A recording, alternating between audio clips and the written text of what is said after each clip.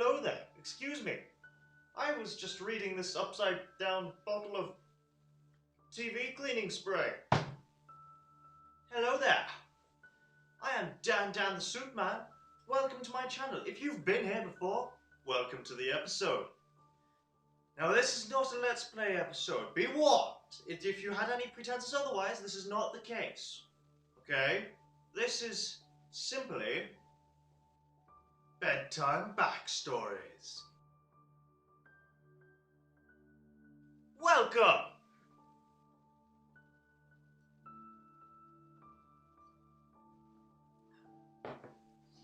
That's really hot. Now, this is a show in which I will be explaining the past lives of my gaming companions, the events that have happened and the ways they eventually probably died. Basically, I'll be sharing stories with you. There's a great, be warned, they've got actual literary meaning. There's like, personification, and that's as far as it goes really, I'm afraid. You never know, you might be able to find a haiku in there, but that would be accidental anyway. I mean, no, it wouldn't. I always do haikus when you don't notice. But anyway, today's story is the story of, I keep wanting to call him Albert, and maybe someday that's going to be true. But today, this guy's name is Harold. Harold, son of Herbert. Harold Jr. actually. I don't know why he's Harold Jr. He's never had another Harold in his family, but he is Harold Jr. He is he was a balding, slightly larger guy who was colorblind. He was actually mostly blind. He was deaf, mostly deaf. He had paranoia of everything. He had a fear of outdoors, indoors, light, dark, large spaces, probably spiders. He was generally pretty poor in that respect. I mean, he didn't have a very good life already. Like he had the worst luck in his life. He'd been kicked out of his family. He'd been divorced several billion times. That's not actually true. He never married. He never dated, and so on and so on and so on. You get the point. It's a sob story, or is it? Because just once, he had a chance. He had a chance to make a difference. He had a chance to leave an imprint on the world, to leave a lasting impression, to make his name known to everyone, to save the entire species. Except this is a sob story. He slept straight through it. The whole thing didn't even stir. Basically, during the night, next door, the beginning of an outbreak began. There was a zombie. The first ever. The only zombie ever.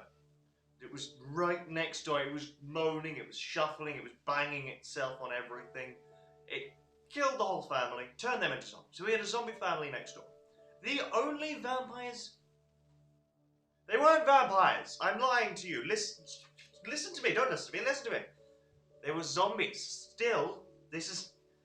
I don't know where I got vampires from. But yes, there were zombies. There was a whole family of zombies. There was a kitchen there. He had his own kitchen knives. He could have stopped the zombie apocalypse, but he slept through it because he's not so good there. He sleeps for long periods of time, or he just doesn't get in time. If he doesn't get well refreshed. There you go. I know English. Now, this was also an issue. It was an issue that he needed to sleep for long periods of time. By the way, because I forgot, he's also an insomniac. But anyway, I digress. One day, he woke up after hours, after over a day of just sleeping / lying in bed pretending to sleeping. He woke up, he went to his window, and he looked out, opened it, and looked out the window, and he saw nothing. There was nothing there. But this was particularly odd because this was the middle of the day, and it was a Friday, and it was during the school holidays. There should have been people everywhere. He lived in a nicely populated neighborhood. It's not a city, it's a town. But people still moved around. People lived. Cars drove by, all the time. It was near me. But anyway. And he thought, this is very peculiar. So he put on his clothes, which frankly weren't, because of his colorblindness, weren't much more tasteful than his normal pajamas, as they were just a blue shirt and purple jeans. Skinny jeans. But anyway, he put them on, and he climbed out his window. Could have gone out the door, but window was fine. He almost injured himself doing it, because he didn't realise how high the window was, despite it being his bedroom. But anyway, he climbed out the window and half fell. And he was okay, though. He looked around, went, there's no one here. Why is there no one here? So off he went. The beginning of the Harold Occurrence happened. So he goes out, and he sees one person shuffling in the distance. Just one, in the middle of the street. No one near them. There was a smoking car nearby. You could call it smoke, I guess. But yes, there was a car, and it had slight steam protruding from parts of it. Okay, I'll be specific for you. He went, maybe she knows what's going on. It was a woman, by the way. I don't know if I said that. I probably didn't. So he starts walking towards her and going, hey, miss! Except that wasn't her name. She was never going to reply, he thought. He needs to think of what her actual name is. He needs to remember. If she's in this neighborhood, he must have met her at some point. So he started going through all the women's names that he knew. Like every woman he'd ever met, he started going through their names. So he went, Mary! That was all the women's names he knew. But yes, he called out. He called out Mary a few times. And the person stopped shuffling. And they turned towards him, slowly. And he called out, Mary again! He didn't actually say again, he just called out, Mary! Again. And Mary, who was not in fact Mary, her actual name was Meredith, he was startlingly close. She started shuffling towards him. He thought, is she okay? She might be ill, I need to go help. She is ill, I can see it. He probably figured it out because her jaw was missing, her nose was broken, she was grey-green, and shuffling like one of her ankles were broken. So he runs up. He goes, are you okay? Well, I say he runs. It's not really the right choice of words. He jogs, he bounces, saunters over. He does his own shuffling, really. He does his own little fast shuffle over. And he gets to her. He sees the truth. He sees the eyes. And that's all he ever needed to know. He saw the eyes and he went, oh God, no. You're a believer. So he started his attack. Now, he learned a very different martial art to what you may have heard of. In fact, not many people know of it. It's called poving. Now, a pove is a cross between a shove and a poke. Thus, poving. He was well rehearsed in the art of it. So when he got to Mary and he realized that she was a believer, you know, he thought she was a believer, he went up and he went at her. It was violent. It was a terrible fight started. It was just a constant toing and froing of him going and Meredith going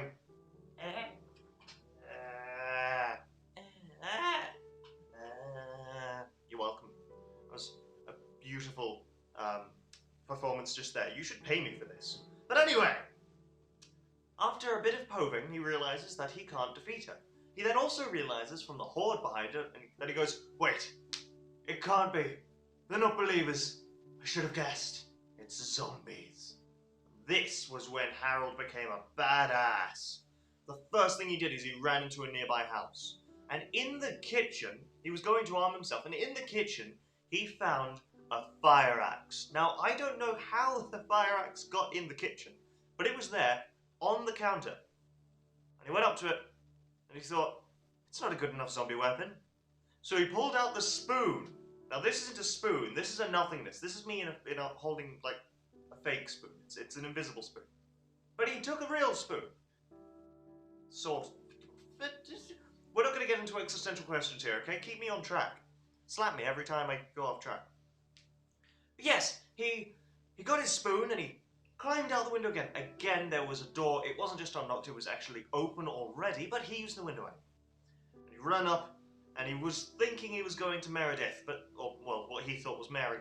But he realized at this point that it's a little hard to distinguish who was who at this point, because there were only two different looking kinds of zombie at this point. There was male and female. But what are you going to do? He went up to the closest one anyway, and he pretended it was Mary, except it wouldn't have been. It would have been Meredith, but it wasn't Meredith anyway. It was probably some random. Frankly, it could have been a guy at this point. But he went up with his spoon and he stabbed, killed it instantly. Harold, he may be an insomniac, balding, large, and slight, never drunk. Sorry, he couldn't get drunk, which is both sad and good.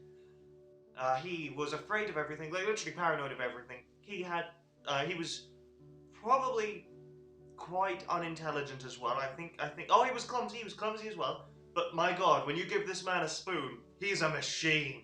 He would have been incredible at making ice cream. Because he stabs and he kills her instantly, or him, or it. I'm going to refer to zombies as its now. But yeah, he killed it instantly, and he went, I've got this! I can kill him! Then the other 199 of them basically just started swarming around him, and he thought, I can't kill all of them! So he ran off. Again, he shuffled off. And he ran down the road to get away from the horde. Tea break.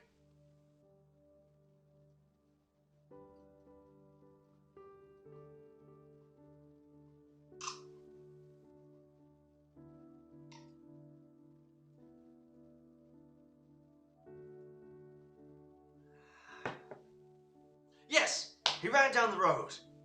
He shuffled, he ran, he jogged, he bounced down the road.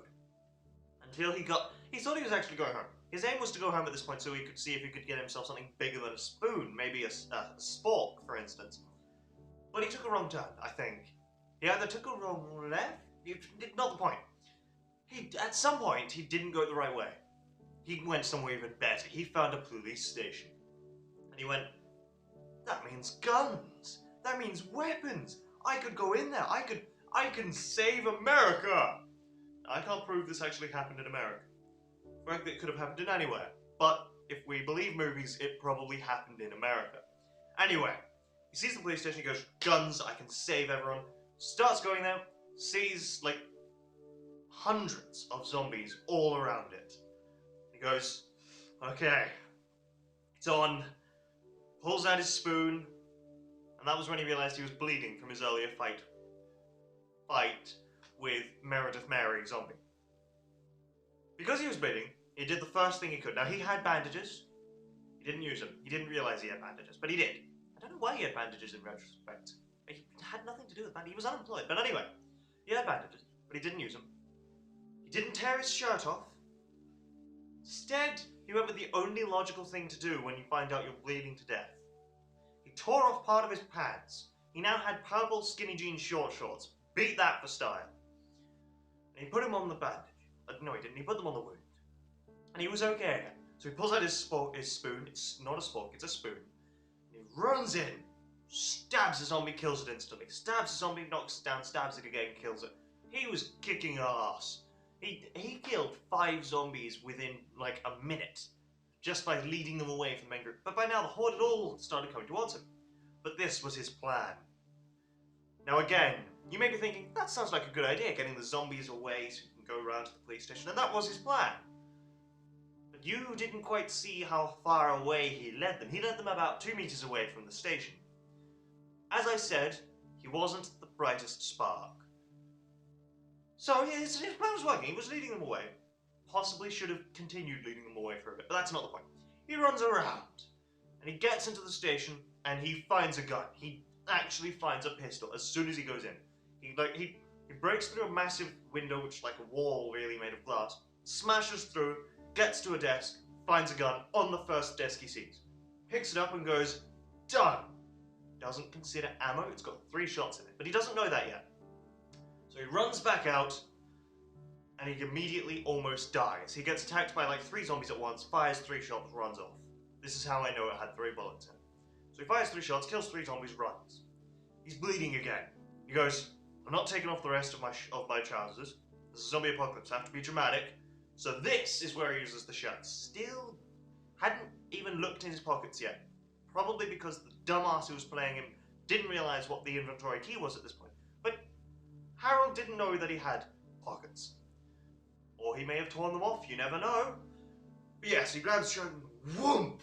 He bandages himself up. So he's now a slightly large, shirtless man wearing pink, short, skinny jeans.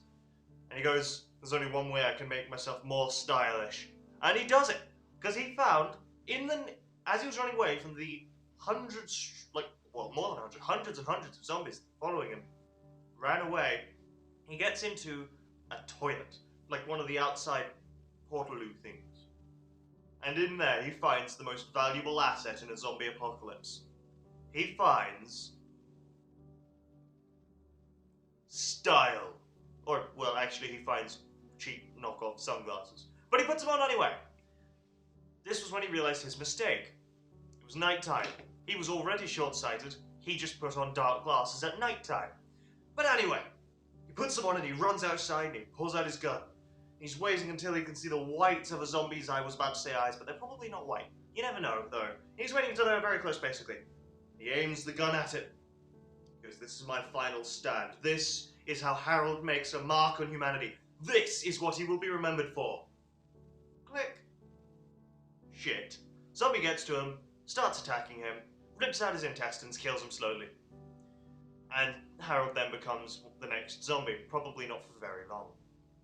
That is the backstory for this bedtime episode of Harold, or more specifically, the Harold Occurrence.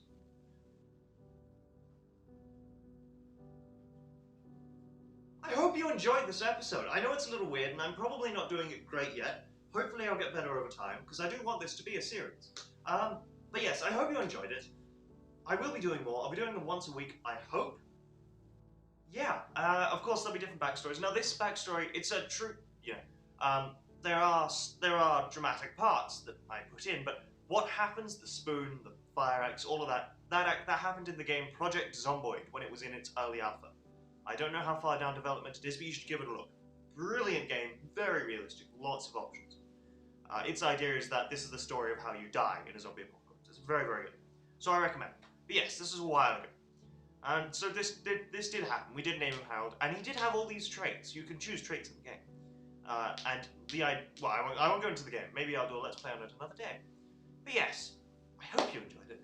I am Dan the Suit Man, toodling off. Before I say bye, however, I said bye. No, wait. No, really.